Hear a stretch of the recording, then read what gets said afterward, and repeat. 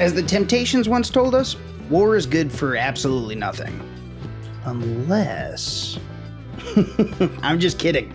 We here at Taplines HQ stand emphatically against the military-industrial complex. Don't get it twisted. But the light beer industrial complex, that's a different story. And it's a hell of a story.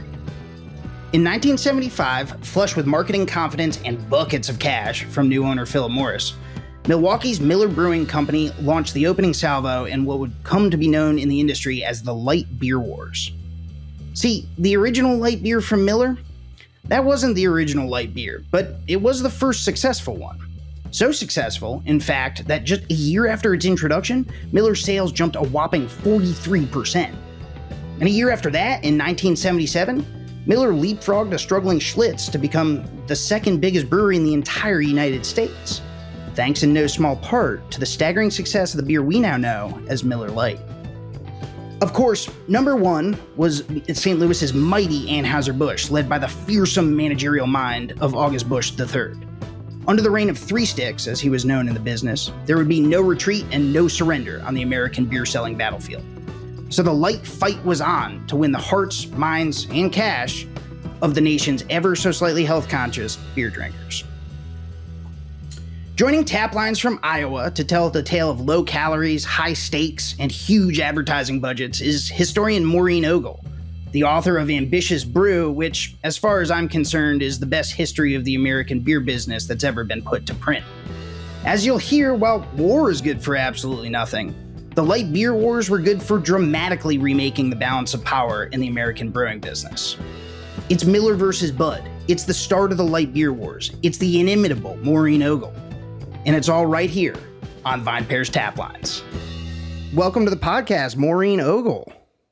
Thanks for having me, Dave. Maureen, Thanks very it's much. So great to have you on Taplines. You and I go back a little ways in this big, interesting beat that we're both on of beer and beer industry history. Maureen, where are you joining us from today? I live in Ames, Iowa, which is in the center of a deep red MAGA state.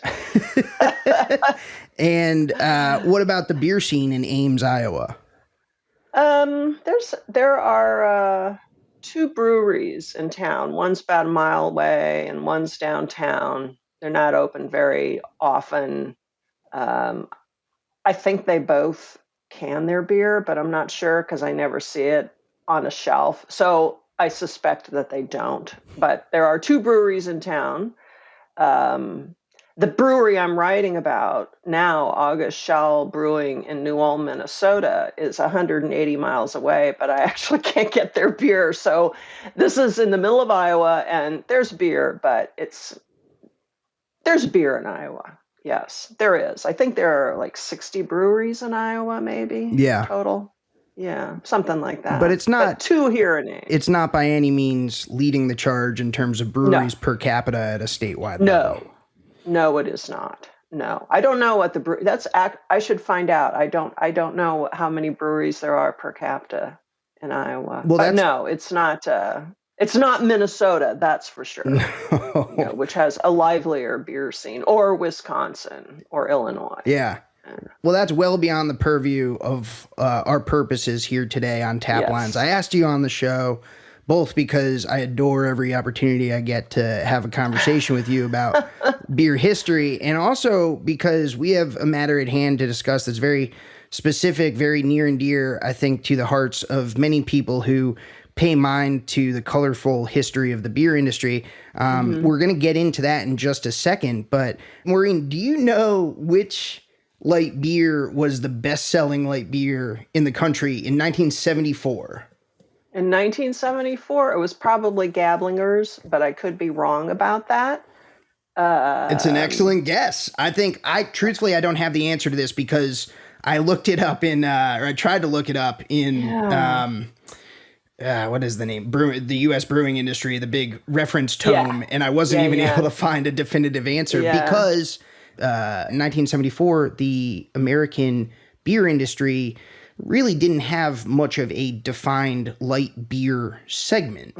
You mentioned Gablingers. Schlitz, I think, was advertising a little bit around the idea of, sort of real gusto and a great light beer. Mm-hmm. Meisterbrow, which we'll talk about, I think, a little bit. These were kind of all these early entry points to a Mm-hmm. segment that was still coalescing and was taking shape, and we didn't really know as the major juggernaut it would become. But everything was going to change that next year in Mm-hmm. 1975, and that's what we're here to talk about today, which is the beginning of a period that would come to be known as the light beer wars. Obviously, today, light beer is just a fact of life. In fact, it's a fact of life that may be receding. In 2023, light beer is a struggling category. But for a time, for many decades, starting in 1975 and rolling straight through the early 21st century, light beer was the dominant style of beer that Americans drank. And Maureen, what happens in 1975 that brings this nascent, this sort of coalescing pseudo style of beer into the mainstream, into the limelight? What happens in 1975, very early, like late January, early February, very early in 1975, Miller Brewing Company, and that is a whole story that is part of this, And why it was we them will and get right not into that. some other place, some other company. 2 years earlier, 3 years earlier, had bought the Meisterbrow Light brand from a failing brewery in Chicago. And they worked on it, Miller worked on it for a couple of years, and in early 1975 rolled out Miller Lite, spelled Lite, and that's a very important point. Miller Lite beer. Um, 2 years later, Miller Lite owned 10% of the entire beer market in the United States. Whoa. And light beer as a category by the end of the decade had become this juggernaut that was definitely roiling the beer industry. Yes, a low calorie beer, light, Lite. Roiling not just in terms of, selling and, stirring the pot in terms of economic gain, but also in terms of self-definition and attitude Mm-hmm. of the major brewers towards this Mm-hmm. product and towards the people who drank it. And man, echoes of that still ring through the beer industry today as we talk about how craft brewers have come to see themselves in the marketplace versus what drinkers actually want from brewers, and the Mm-hmm. attitudes towards that type of liquid. But let's not roll forward before we unpack what's going on in 1975. So Miller Brewing Company, I mean, in maybe, like, I think that certainly to a listener who is not as familiar with the trials and tribulations of American beer through the years, Right. might not be aware, but there was a time when Miller was not doing so well, and we were kind of right at that moment. Miller was struggling for a long time, right? What was the fate of Miller Brewing Company as it was leaving the 60s and headed into the decade of the 70s? It was not looking so hot. It was not. Miller, there's a little enough relevant sort of longer history. Miller Brewing was founded in the 1850s by a German immigrant and his wife. Remained a family-owned brewery, reopened after Prohibition ended. That's the operative factor. They managed to make it through the Depression mainly because the Miller family was obsessed with not investing in the stock market because they were worried about the Bolsheviks causing a revolution. And so they mostly invested in real estate. So they got through the 1930s, and as soon as beer became legal again, the Miller family set to. And in the late 1940s, Fred Miller Jr., who was a grandson of the original founder, took on the reins of the company and set off on a huge expansion. Miller was a completely small potatoes regional brewer at the time. Nothing to get excited about. And Fred Miller Jr., who played for Knute Rockne at Notre Dame and was a true alpha male, decided he wanted to really turn the family business into a big deal. And he succeeded by pretty much breaking every rule available. He advertised in women's magazines, which brewers had never done to speak of. He advertised in the off season. Most brewers only advertised in the summer. And it worked. The company grew exponentially in the 1950s.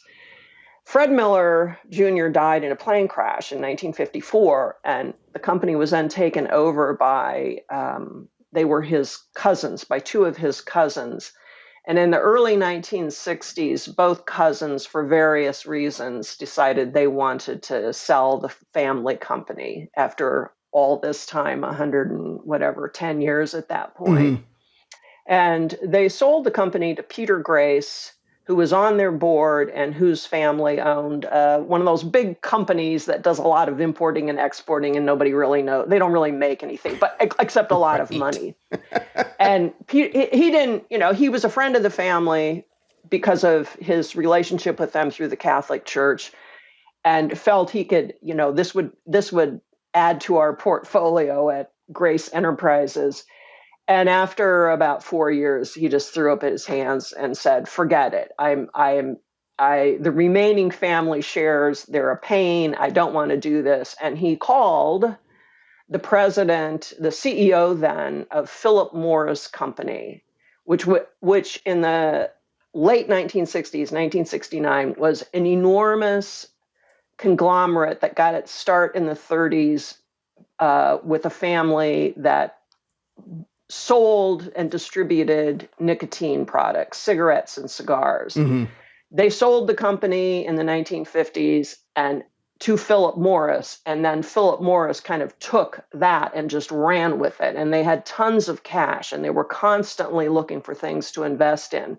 So Peter Grace calls Philip Morris's CEO, who took the call at the Ritz Hotel in Paris, and 2 days later, Philip Morris owned Miller Brewing Company. Hold that thought right there, Maureen. I want to take that. And that was, I think in really great little bit of backstory on the Miller Company, on the Miller Brewing Company. Where else what else was going on the landscape at this time? Miller was not doing so well, but at this time there were two major breweries that were slugging it out for supremacy in this sort of consolidating, but then sort of expanding in different ways industry. Who were the big players at that moment as Miller was? The two biggies in the 1950s, the two biggies were back and forth a little bit, Schlitz and Anheuser-Busch, until Anheuser-Busch simply flattened everybody at the end of the 1950s. So Anheuser-Busch and Schlitz were these two behemoths who their strategy was to build lots of regional breweries. In the 1960s, they built breweries all over the country, and they built extremely modern, high-tech breweries that could make tons of beer at a very low cost. Truth be told, there was too much capacity in the business going into the 1960s, and it was even worse at the end of the 1960s. But Miller was not really even on anyone's radar, because these two breweries really dominated the market. And in the 1960s, I think there were still maybe 120 breweries still left, but most of them were tiny companies. I think Miller was maybe the 11th or 12th biggest brewery in the country, if even that big, when Fred died. And they only sold one beer. That was a weird thing. Schlitz and AB both had lots of brands of beer, right? They're coating the market with all kinds of brands of beer. Miller only has one beer, Miller High Life. Yeah. So when Philip Morris bought it, they're walking into this atmosphere where there are two giants and nobody else really matters. And if you're Miller and Philip Morris now owns you, what's your strategy for trying to knock off these two kingpins without getting killed in the Yeah. process. And there was also a moment, I think, in the mid 60s that you cover in Ambitious Brew that sort of foregrounds or backgrounds, excuse me, a lot of, sort of what will come, which is in 1966, the Supreme Court says no more acquisitions. There's too much consolidation going on. If you want to grow, you've got to go out and build, and develop your own breweries, innovate your own products, find your own growth, because you two big guys, AB and Schlitz, can't consolidate any further for the time being.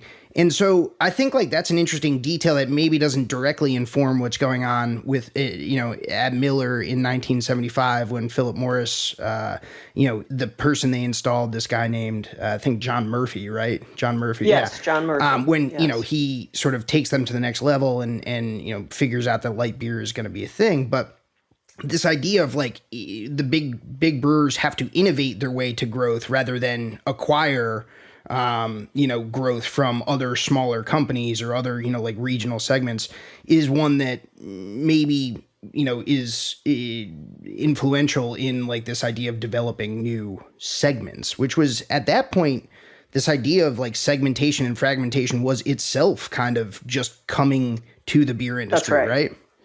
That's right. That's right. And it barely even.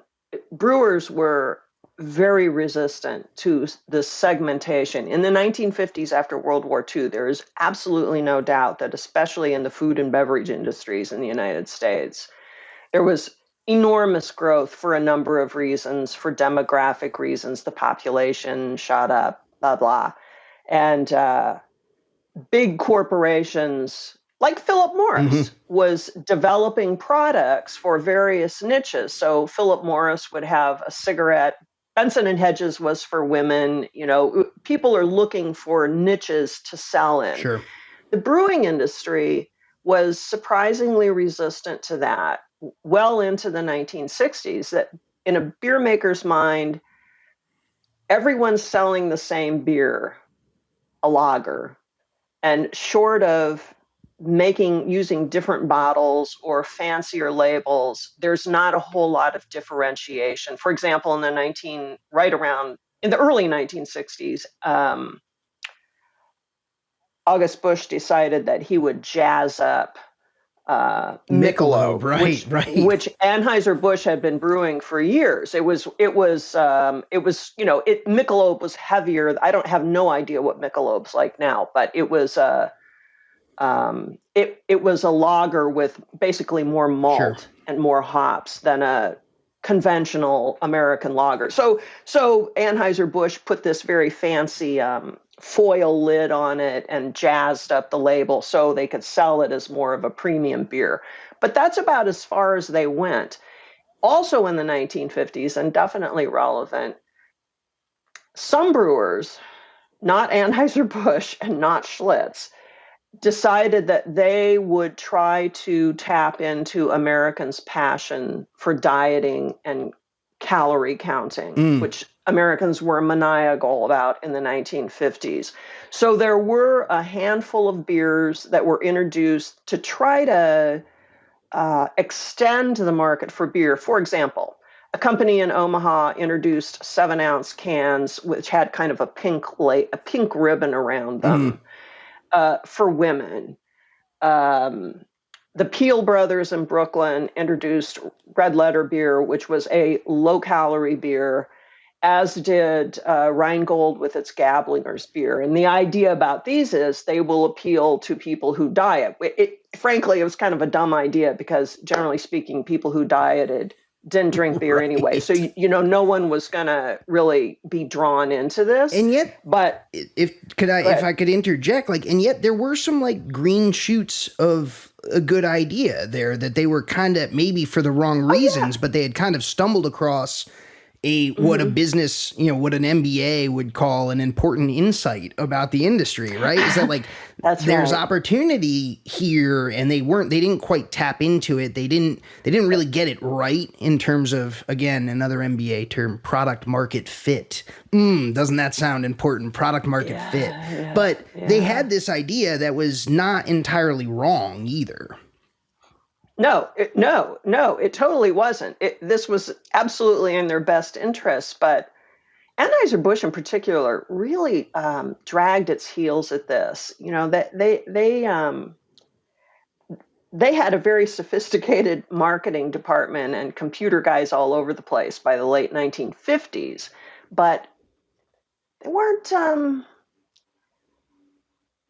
They were kind of stayed in a Mm, way. The companies that were innovating were these smaller, regional, almost local companies that are trying to find a niche for themselves. The problem was the federal government didn't in the 1950s was unhappy about the idea that brewers were trying to sell a beer as something that could help with weight mm, loss. And so by the end of the 1950s, there were a lot of restrictions about how you could sell a so-called low-calorie beer, which was one of the few innovations going on. The other innovation, which is worth mentioning here, is this is when imported beers started to become important right. in the United States. And that showed American brewers that people will drink something else if they can get a hold of For it. more money too. But when going into the 1960s, the two biggest brewers were mostly just intent on breaking everybody's kneecaps. They didn't really see the need to innovate with the beer. They just figured they could keep steamrolling their way through with these new, very high capacity, very efficient breweries that made beer at a much lower cost than, say, the people at August Shell Brewing Company. Hmm. There's no doubt that they were dumping lots of money into advertising. So in the 60s, there's not there's so much innovation in other food and beverages at the time. Brewers just kind of they were laggards, which I think is one reason why Miller Lite um, hit with this punch that it hit Like a with, because it sledgehammer. Yeah, yeah. really, yeah, They were lager laggards, is what you're saying. Yeah. something like Yeah, that. yeah. But Yes, so, yeah. and I think it would be helpful to, certainly for me and certainly for our listeners, to, why was that, Maureen? Like, in your estimation, obviously you've done an enormous amount of work to try to understand what's going on in the beer industry at this time and other periods in our history. Where does that attitude come from? I mean, it's not that they were lazy. It's not that they were, No, no, resistant to change in no, some ways, but no. in terms of changing the liquid, they were very resistant. Where did that come from? Is Yes. that a family thing? Is that an arrogance? What would you attribute it to? I think it's a combination of a lot of things, especially World War II was really difficult because there were shortages of raw Mm, materials for making beer, and everybody struggled through that. And in the years just immediately after the war, there was enthusiasm for, maybe we need to kind of rethink our beer, so in case we don't get caught up again with shortages should that happen. But also, beer sales never picked up. The key demographic in beer sales is ages 18 to hmm 30. And there were not many people in that age group in the 1950s, because during the Great Depression, the birth rate dropped considerably. So here's the fallout from Yep. that. So brewers, they're struggling already. Even Anheuser-Busch, there are labor strikes. All of the big ones got hit by labor Hmm. strikes that really kept the market dynamics going. Like, for a while, Anheuser-Busch was during one prolonged strike, was basically missing most of the Yeah. market. And so Schlitz would go in and try to take over. Interestingly, the Miller family during this period absolutely refused to think of having more than one brewery. They were convinced they could stay in Milwaukee, even as Schlitz and Anheuser-Busch are building them all over the country. So there's the small brewers in the 50s that tried to innovate, like Peel or like Schaefer, Rupert. Rheingold, whatever. Um, Yeah. yeah, they didn't get a whole lot of return on it, and certainly not enough return to protect them against these two juggernauts that have no reason to innovate. Right. They're already winning the world. That big innovation of the beer industry, the big beer industry in the 1950s, was embracing professional sports and using television and professional sports to advertise beer. That was like their big innovation. So there's just this. Yeah, I think, for example, in the Bush family, I think there was a certain amount of, we don't really need to do this. And I'll just say, to sort of jump the story ahead, when Miller introduced light beer, LITE, in 1975, Anheuser-Busch said, nah, we are not going to do this. They'd look down their So, noses at it. I mean, it was embarrassing. yes, very How could much you ever so. sell something like Budweiser is light Yes. enough. Anyone can drink Budweiser. Everyone loves the lager. Yeah. Yeah. Yeah. So I do think and Schlitz lost its way in the 60s,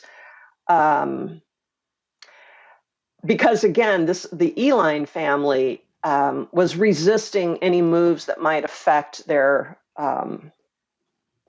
shares, fat their income from shares of the brewery. So there was definitely, I hadn't really thought about it before, but it is true that during the 50s, there was very little interest in innovation, and even during the 1960s. And the innovators were never the big breweries. It was always someone at the bottom who's trying to figure out some way to stay in business and protect themselves from the big guys. And those little guys never had the economies of scale. They never had the access to distribution that the big guys did. And I mean, some things change, some things remain the same in the beer industry. So if you're coming at this in 2023 with an understanding of the way the contemporary beer industry works, certainly there's an enormous amount of difference, but some things remain, which is access to markets and economies of scale.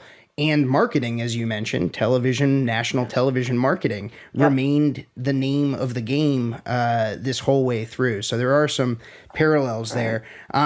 We've talked about the small guys. We've talked about sort of the background that led us to this moment. But now I want to focus in, and I'm sure our listeners want to focus in on this moment in, midway through the 70s. It's 1975. Philip Morris owns the Miller Brewing Company. They acquire the second, I think the outstanding, 50% or 47% of the company they didn't already own in 1970. So now they fully own the company. Yes.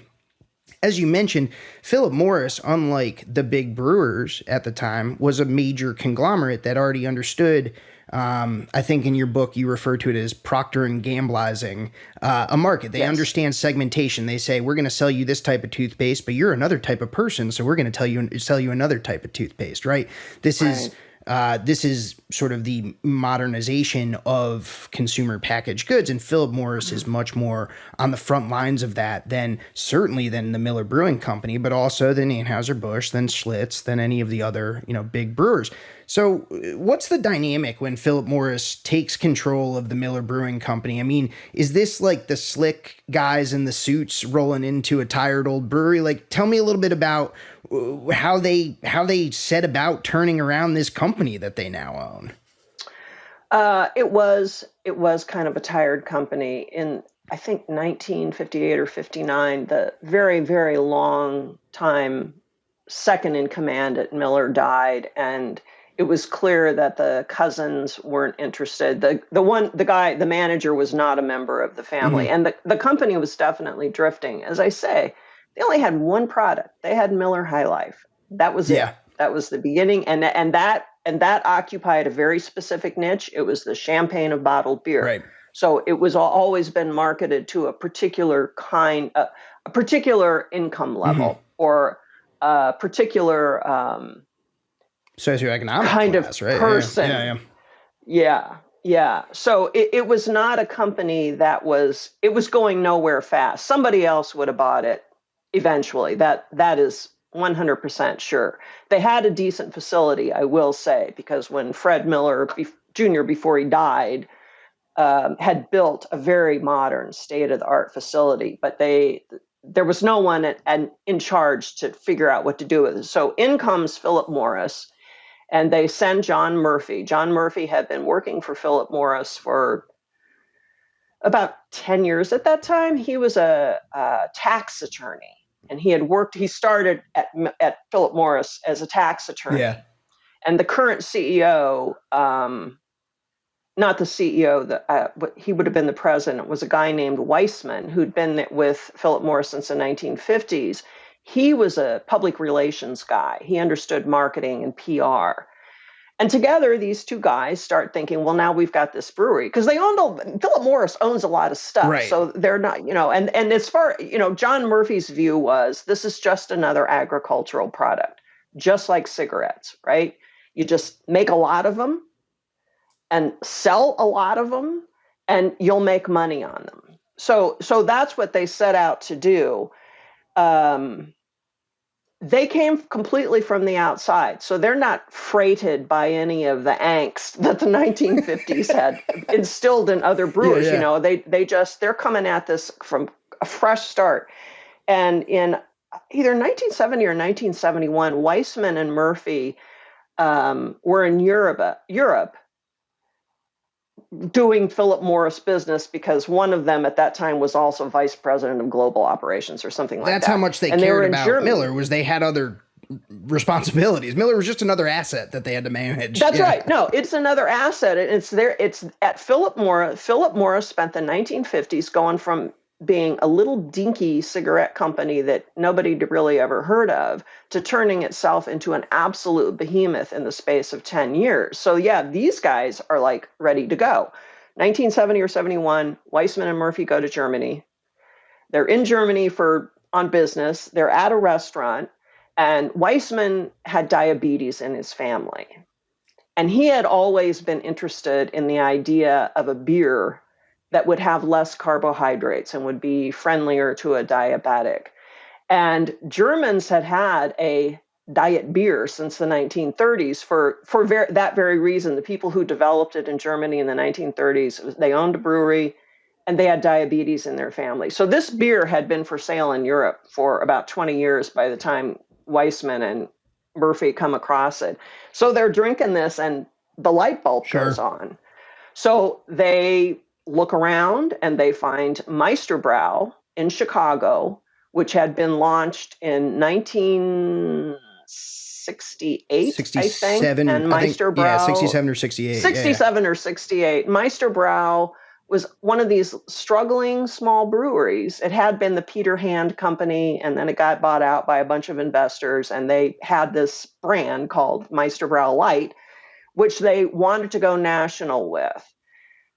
And that's easier said than done, especially if you're a beer maker and you're not Anheuser-Busch and you're not Schlitz. And no surprise, within a few years, the company is teetering on bankruptcies. Miller or Philip Morris didn't want the company. All they wanted was that recipe and that brand, because they were going to use that to create, very intentionally, create a new market niche. And their reasoning is very simple. He who creates and holds on to this niche is going to be the winner in the end. And it worked. So Meisterbrau, the slogan was "Meet the beer you needn't hold back on," I think. And so it's introduced in 1960, right at the end of the 60s, either 67 or 68. And did people like the liquid? Like, maybe it wasn't marketed well. It sounds like the business infrastructure behind, the beer wasn't very good, and the investors didn't know what they were doing and didn't know how to go national. Were people drinking Meisterbrau? Well, apparently not enough of them, and certainly not enough nationally. But they had all of the companies that tinkered with a low-calorie beer from 1950 on. It was always like, how can we make something that won't be as fattening, but will still have flavor? It's harder than it sounds. You talk to any beer maker, and they'll tell you, it's a tricky balance. Sure. And Meisterbrau had hired serious brains to develop the recipe, which is why Miller bought it. The idea was solid, but the investors who currently owned that company, I don't know why in the heck anybody would have bought Peter Hand Brewing in 1967 or 68, because it's never going to go anywhere, right? I mean, little breweries were hardly good investments, but Miller could see the value. I mean, remember, these guys are coming from Philip Morris. They understand market niches. They understand market fragmentation. They understand how to cater to these niches. They understand advertising. So they're just trying to find one. Yep. And it just happened to be they were inspired by this diet beer they drank in Germany. And these two guys said, well, let's go for There's it. this And company right down the after road. that Yeah. is when Yeah. Miller bought the Meisterbrow brand. So Miller buys the Meisterbrow brand, and they know that they have this thesis, right, that they developed in Europe and Germany when they go and drink the Germans' version of what would eventually become American light beer. That, man, there could be a market for this. We have the know-how. We have the money, crucially. What do we do with this Meisterbrow beer? So what happens next? I mean, Meisterbrow eventually is the recipe that they tweak and fiddle with to make the Miller Lite that hits the beer industry like a freight train in 1975. Right. How did they do it? Well, one thing is, I need to stress this because I think of everything that came out of this episode, far and away the real biggie is that Philip Morris brought so much money that was the part that was just leaving people reeling. In the 1960s, Schlitz could come in with one of its new factories and blow, a handful of regional brewers out of the water. Well, suddenly Miller is spending unheard of amounts of money, not just to develop the beer, but then also to market it and distribute it. There's at one point, I can't remember if it was Anheuser-Busch at Schlitz, but they both asked for federal. One of them or both of them asked for federal protection. They said, is it really legal for Philip Morris to come in here and dump all this money? It's kind of like the Elon Musk thing now. Can Elon Musk take money out of Tesla to prop up Twitter? Sure. Well, that is what Philip Morris was doing. They were just funneling money in there, but they also, because they were so savvy about marketing and market niches, said, how exactly do you persuade people to drink a beer that's spelled Lite? What, in the past, many brewers opposed low-calorie beer because it implies that regular beer is fattening. And that the lower calorie stuff's going to have less flavor. That somehow it's not going to taste as good. And it's kind of not manly. So the brains at Philip Morris / Miller looked at all this and said, well, the big factor here is to promote this with as many macho men as we possibly can find. So they rounded up all these mostly retired professional athletes who were well known at the time. You probably wouldn't know who any of them are now.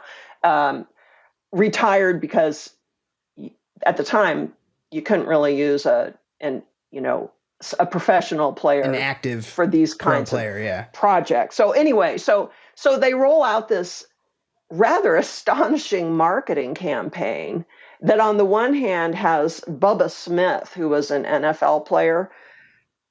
This is how I open a can of Miller Lite, and he twists the top of the can off. There, it's a pull top can, but he just on camera he just twists it off. The commercials just ooze testosterone. But the additional genius was to not, so people wouldn't forget that this was a light beer. They introduced a commercial that I think ran for 20 years.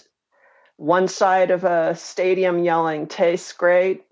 The other side of the stadium is yelling, "Less filling." So this is a great tasting beer, and if you don't want to get filled up, you can drink it. But if you don't care about that, no one's going to make fun of you, and you can drink this to your heart's content. And crucially, not less calories, less filling. Men get filled up with a big meal, but if you don't want to get as full, that's okay. That's right. Here's a light beer. Not less calories, watch your figure. Less filling. You can, by the way, wink, wink, nudge, nudge. You can drink more of these.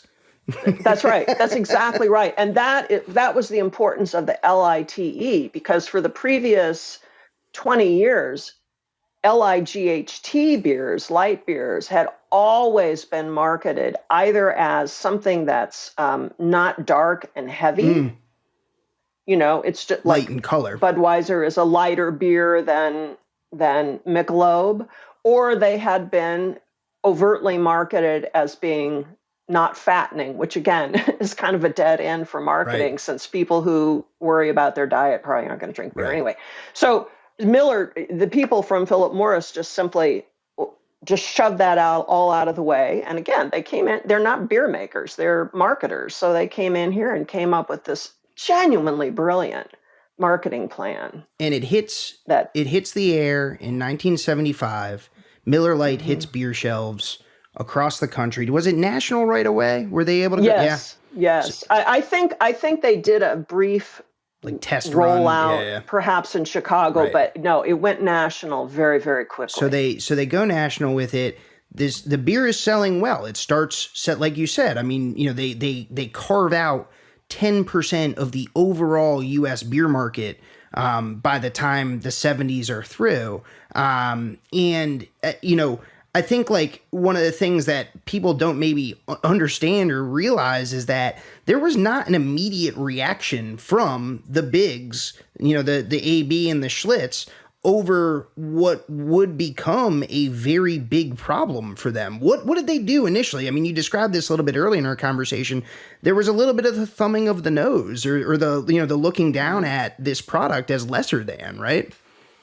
Yeah, well, again, from a brewer's perspective, it's sort of like in the meat industry, if someone markets their beef as all natural or organic, it implies that all other beef is unorganic Right. and unnatural, right? So there was resistance. Anheuser-Busch they just utterly dismissed it. Ortlieb in Philadelphia, a long-time family-owned brewery that still existed. They ran ads locally with the owner, Joe This was Ortlieb, clever. standing in front of a table with a glass of water, a pitcher of water, and a bottle of Ortlieb beer. You pour half the glass is filled with the beer, and then Joe says, "This is how we make light beer," and he pours the water into the beer, and then he says, "This is why we don't make it." So, I mean, there is resistance to it. On the other hand, Schlitz did come out fairly quickly, not just with a light beer, but also James Coburn, name probably no one would recognize today. He was an actor at the time. He always played really macho roles. So Schlitz hired him, and their version of this beer is good enough for men was so teetering on kind of violence and threat that in the industry, the marketing campaign was known as "Drink Schlitz or we'll kill you."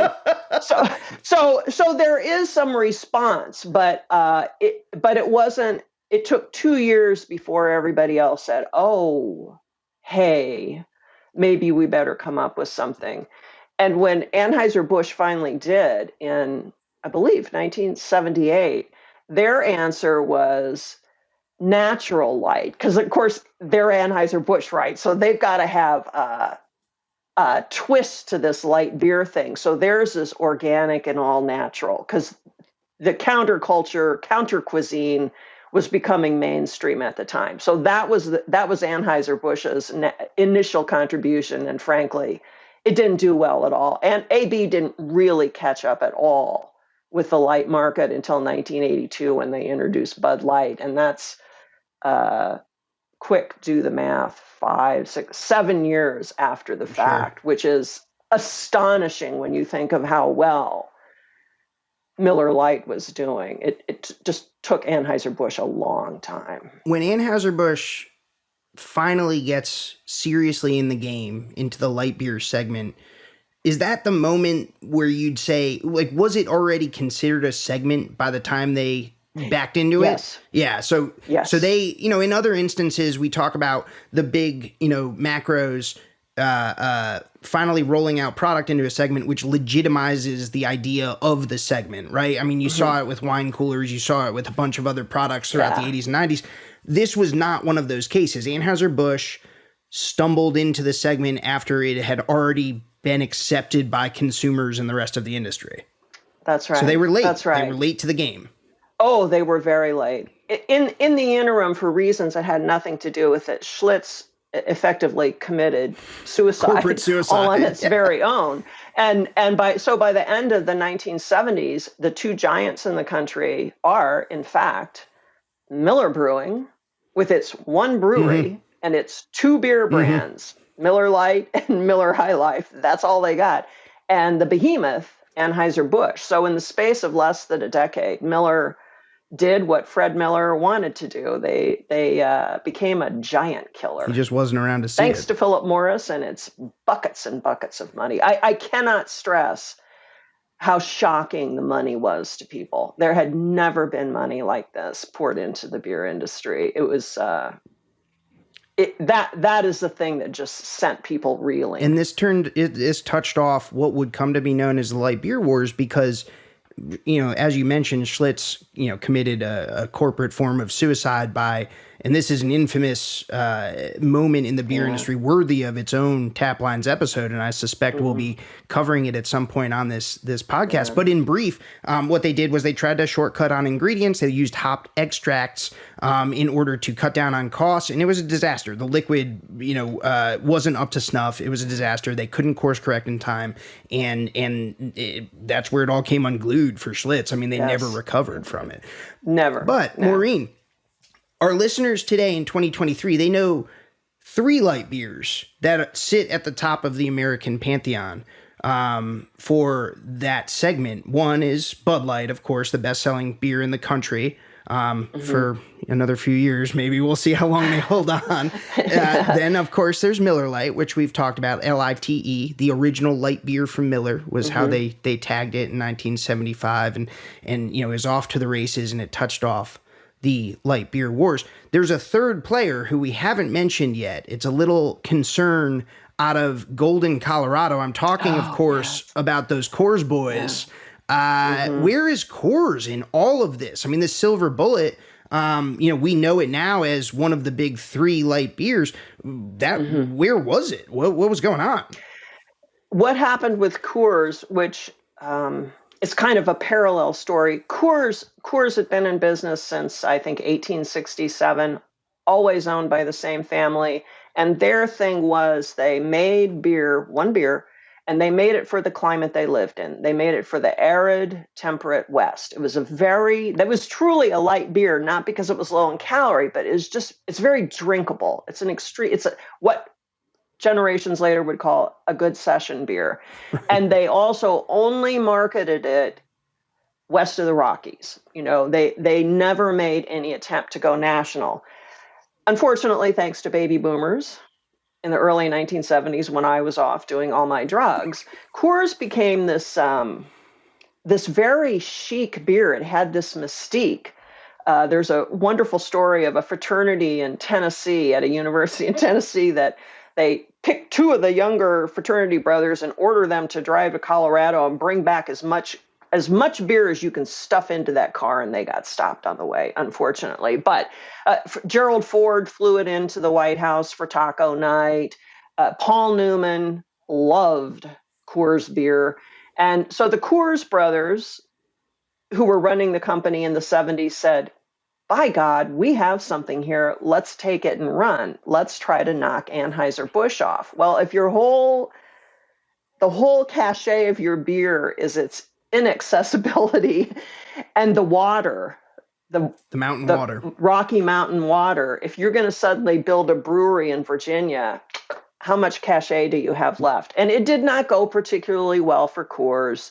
It did mark the beginning of the end of the family ownership. I mean, they did fine, but they were never going to topple Coors. They were not they were not going to topple Anheuser-Busch. They didn't have Philip Morris's money, but they were smart enough to turn out a light beer. And you're right. By 1990, the three biggies were those three light beers. What they taste like, I have no idea, because I've never tasted a light beer. So beats me. As a matter of professional ethics. Yeah.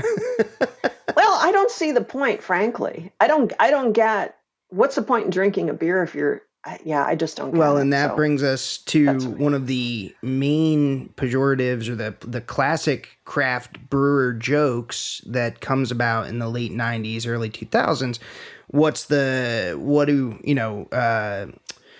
making love in a canoe and drinking a light beer have in common? It's fucking close to water, right? This is where that comes from. Is this idea? Actually, it doesn't. It comes from the 1970s. Is that right? Believe it or not, I heard that joke when I was in, and it was Coors. It was always Coors. That was the original. It was bashing Coors. Yes, Coors was like fucking drinking water.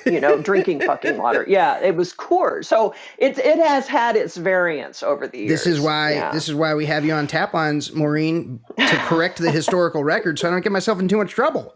Because look at me, I'm just out here spewing disinformation. Fake news. It's fake news here on the tap. I thought I'd never see the day. How ashamed I am. But no, well, there you go. So yeah, Coors was dry, it was light, but to some people it was too light, and it didn't make the grade. And when they finally introduced the Coors Light, the actual Coors Light brand, that was over the protestations of Joe Coors, if I remember correctly, and Pete Coors, who's still alive and still owns shares in the company and still, a figurehead on the C-suite over there or whatever. He was their John Murphy, who was like, we got to do something, guys. We got to turn this thing around. Please let me introduce a new beer. Let me introduce a new style of management, yada, yada, yada. And Silver Bullet eventually came to be, and they were able to sneak into what was then a pretty hardening top three. There was a moment where Coors might have been boxed out, and they got in right under the wire there. They did. Yeah. They really did. And again, had they not had their own version of John Murphy, they would have been just hung out to dry, because Anheuser-Busch was never going to let them get away with it. So, yes, they did get in. And so by 1990, there's 3 big breweries. And light beer made it so. And a bunch of, yeah. I want to end with, we've gone the distance here. We went from the 1950s all the way up to 1975 and then past. We talked about, the way the light beer wars kicked off, the conditions. I like to think of them as sort of like small state skirmishes that were taking place before the great powers got involved, right?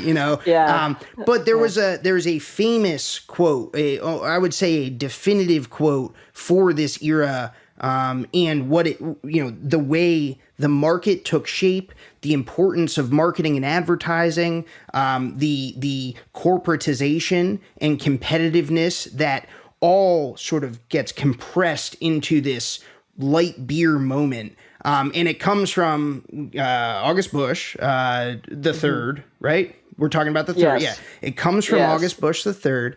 And when Anheuser-Busch finally decides to get involved and realizes that light beer is not something that's just going to go away, and holy smokes, now we have a legitimate competitor in this Miller Brewing Company backed by Philip Morris. What are we going to do? Well, what we're going to do is exactly what Philip Morris has been doing this whole time. We're going to throw money at the problem. And August Busch has this incredible quote that, is the one that everyone, maybe one of the 2 or 3 that everyone remembers him by. Do you remember the quote? Would you like to deliver it? Yes, of course. Of course. It was in 1976, a big Business Week magazine multi-page article. Well, and actually, it's worth reading, the whole thing. A great piece of journalism. Tell Miller to come right along, but tell them to bring lots of money. Bravo. Well delivered. That's a little bit of drama on which we can close out the Taplines episode. Maureen, thank you so much for joining us. It's always such a pleasure to talk to you, and thank you for taking us right up close and personal with this crucial, pivotal moment in American beer history. Pleasure. It was a pleasure. Thank you. Thanks. All right, we'll see you next time. Okay. Taplines is recorded in Richmond, Virginia, and produced by yours truly and Darby Seaside, who, along with the talented Shane Farrick, composed our delightful soundtrack. Just listen to it. I also want to give a quick shout out to the entire VinePair team, and especially co-founders Adam Teeter and Josh Mallon, editor-in-chief Joanna Sciarrino, managing editor Tim McCurdy, and art director Danielle Grinberg, who designed our lovely Taplines logo. And of course, a big thank you to you, yes, you listener, for spending time with us week in and week out. We literally couldn't do this without you. I'm Dave Infante, and I'll catch you next time.